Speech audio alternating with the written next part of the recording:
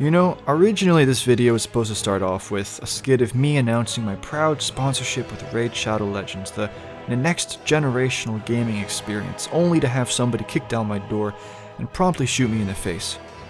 But I'm better than that, and I am a mature, adulting individual in society, so I am going to instead say we hit 180 subs! We did it. Good job. I wanted to say I'm really sorry I was gone for a week. I did say in advance that it was going to happen, but I've been really busy with school. I still am busy with school, but I still feel bad about it. The support kept coming when it really shouldn't have. You know, I wasn't consistent. I took time off, and theoretically that's when your channel's growth is supposed to go down or, you know, slow down. And it didn't. It's still going strong, and I don't deserve that. And so I really appreciate it, and I want to thank all of you, both new viewers and not old viewers, because we're only like a few weeks old, but you know what I mean. Thank all of you for your amazing support, and you guys are the reason why I'm still doing this and why I do this, because it's honestly encouraging and inspiring. So thank you. Second piece of news or information or whatever, there's going to be an announcement at the end of this video. If you're somebody who's interested in more than just the topic of this video, well then there you go, there's something at the end of the video. Finally, why am I making this video? I mean, you might say, well, it's just a lore video, but there's a specific reason for this. As the title says, this video is about Jakub, and Jakub is a crucial character in the story of Outriders. This isn't like Gauss, where he was just some random dude who had an interesting backstory. This is going to be a continuing character into the full game, and he has a very interesting history, relationship with our character, and the way I see it, the more you know about this character, the more you're going to be able to enjoy, appreciate, and understand everything this character says and does from April 1st onwards. So, if I can help you, I will. You have questions, I have answers, and I'm here to answer to the best of my ability the question of who is Jakub? Let's get into it. Where is Jakub from? Well, we know Jakub is, from Earth because he wasn't born on Enoch. So where is the dude from? Jakub was born in Poland and he was raised in its capital, Warsaw. Jakub had a pretty unfortunate childhood, with his parents being killed in an event known as the Siege of Warsaw. Now, I'm going to try not to spend 20 minutes talking about this like I did in the previous takes, because the Siege of Warsaw, this is actually a really interesting piece of the lore, and it has interesting implications. This might sound like just some event that happened in the games universe, but what some people might not know is that the Siege of Warsaw is actually a historical event that happened in our world, in real life. The Siege of Warsaw happened in 1939 when Nazi Germany invaded Poland, which was the cataclysmic event which really truly started World War II. So am I saying that this is the Siege of Warsaw being referenced with Jakub? I'm going to give a reason for why it's not, and a reason why it could be. Starting with why it's not, it's just not practical. Unless in this universe they have some anti-aging serum or whatever, then there's no reason why he looks like he's in his mid-20s and 30s in 2076. The reason why it could be, okay, is because in the time frame when this event happened, and right after this point I'm going to try and estimate for you when this event happened. During the time frame that this event happened, the war, I'm pretty sure, the African War, this global conflict, I'm pretty sure it come to an end, because by the late 2040s, the whole world knew that Earth was doomed, and entire cities were being destroyed by catastrophic natural disasters. You had cities having mountains forced through them up into the air. You had sea levels rising and consuming, cities. There was no time for war, really. Of course, there was public unrest and riots, but when you're talking about military conflicts, there was very little of that, as far as I'm aware.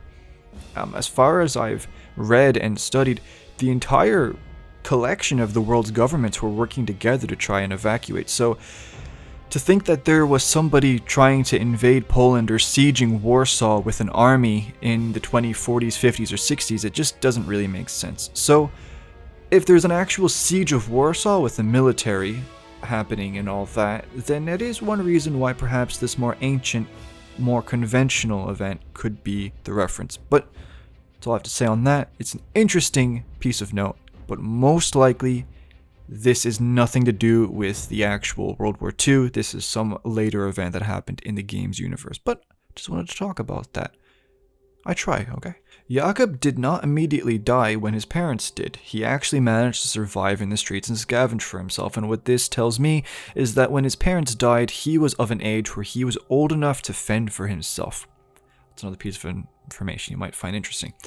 He, like I said, survived in the streets, and later he would escape by boat and he would travel to America as a refugee.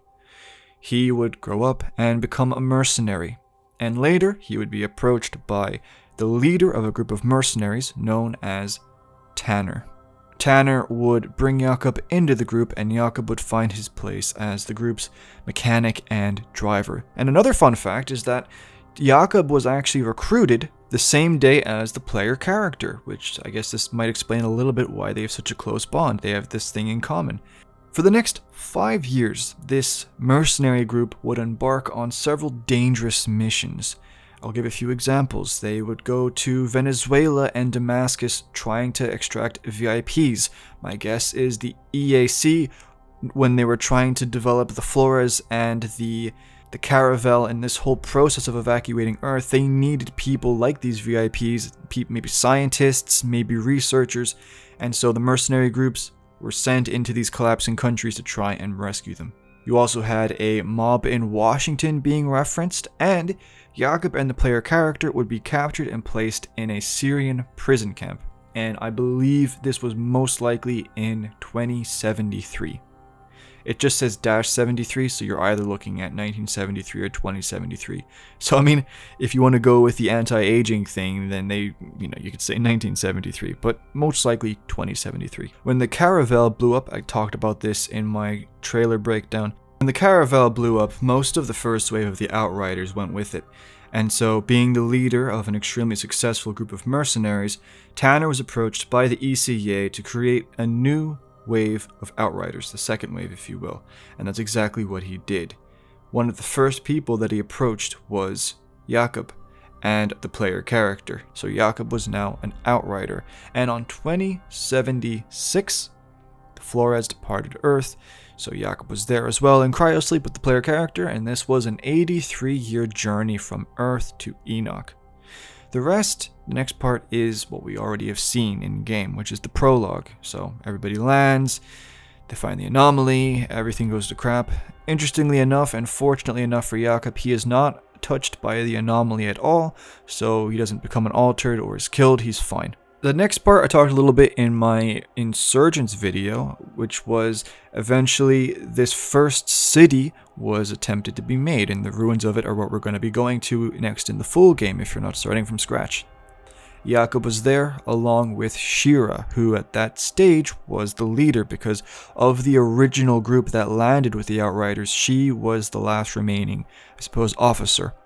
During this time, in the first city, or before, the Outriders that survived the prologue, they actually just went and they did what they were supposed to do, their job, which was exploring and trying to, I guess, understand this area and try and make it safer for humanity.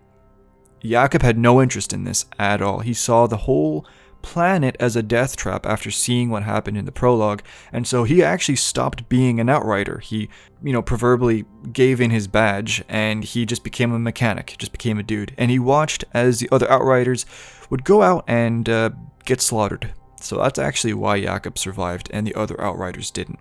If Jakub had stayed as an Outrider and joined them, he most likely would be dead as well. So that is why we are currently called the last Outrider, because Jakub is not actually an Outrider anymore. Jakub would also be a very strong supporter of Shira being the leader of humanity. In my Insurgents video, I talked about how the actual designated leadership that was voted, to be the leaders on Earth, to be the leaders once landed on Enoch, when they woke up, they weren't happy with Shira being the leader, and when she refused to give in to them, they attempted a mutiny and attempted to arrest her, and she was going to go along with it. She was going to surrender herself, but Jakub, along with then Private McCain, he was Lieutenant McCain in the demo, they both took up their guns and killed the traitors and Jakub then became a very key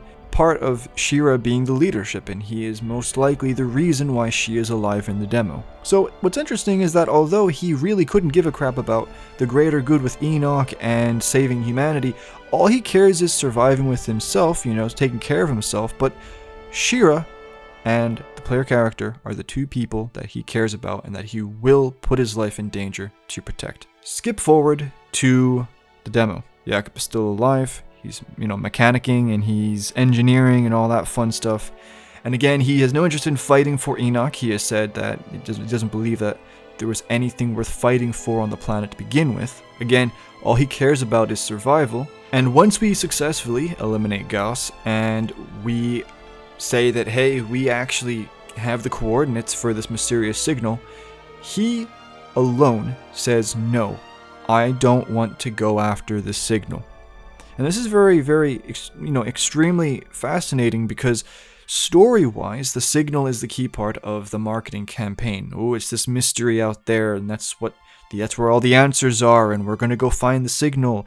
And Shira even says this is like the only chance humanity has.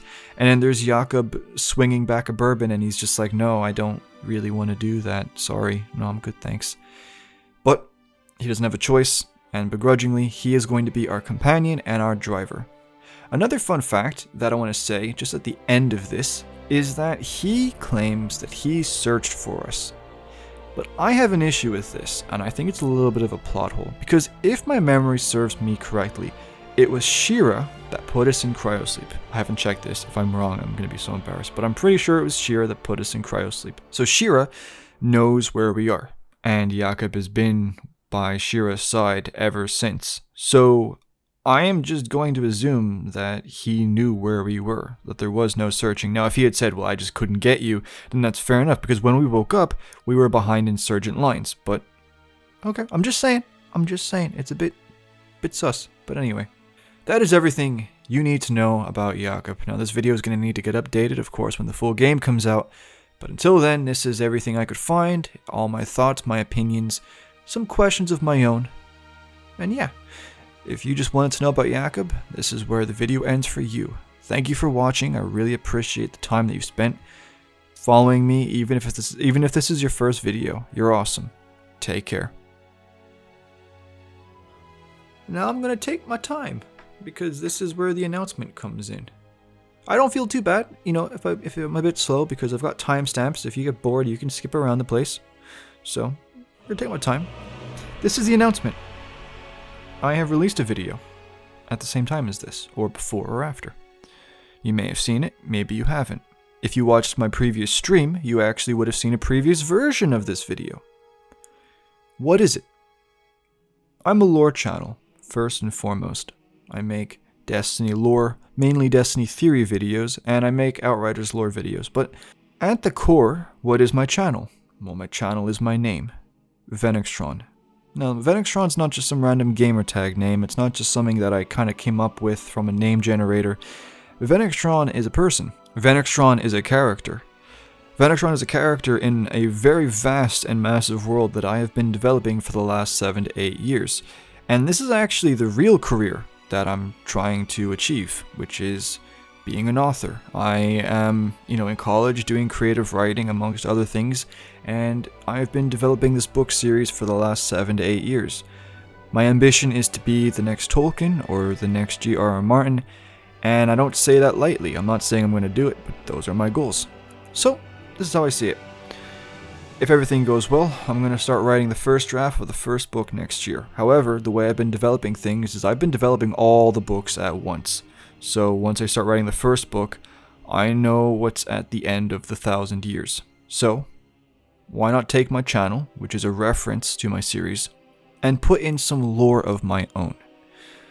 I'm a lore channel, which means that there are some of you that just really like lore. Probably a lot of you that only care about Outriders stuff because you want to try and figure out what is actually going on here, but there are some of you that enjoy a mystery, that like picking apart things to try and find the deeper truth. And I am going to try and provide that for you. Over the next however long this lasts, I am going to be creating videos and snippets like the one I've released, and over time, you will begin to have some sense of this world, the characters in it, the ideologies, the motivations, and the events and the histories of it. And someday, when the books come out, you will be able to look to it and say, I understand. Now, I understand the majority of people probably won't be interested in this. This is a passion project on my end. But come on. Why not have fun with this? Like, yeah, I'm making videos on Outriders and Destiny, and yeah, maybe someday I'll be able to make money off of YouTube, but I do this because I love it. Why not make it even more enjoyable and throw in some cheeky teasers and references of my own? So that's what this is, and that's what I'm going to do. If you enjoy that, awesome. If you have any feedback on it, any ways I can improve on that, please let me know. I'm just messing around with settings and all that kind of stuff. But with that being said, that is the entirety of this video. I appreciate you guys so much. I can't say, like, I know it might sound cringe, it might sound like always just saying it, but I honestly mean it. It really encourages me to do this, knowing that I'm making content for people that are looking forward to it. So, yeah, thank you.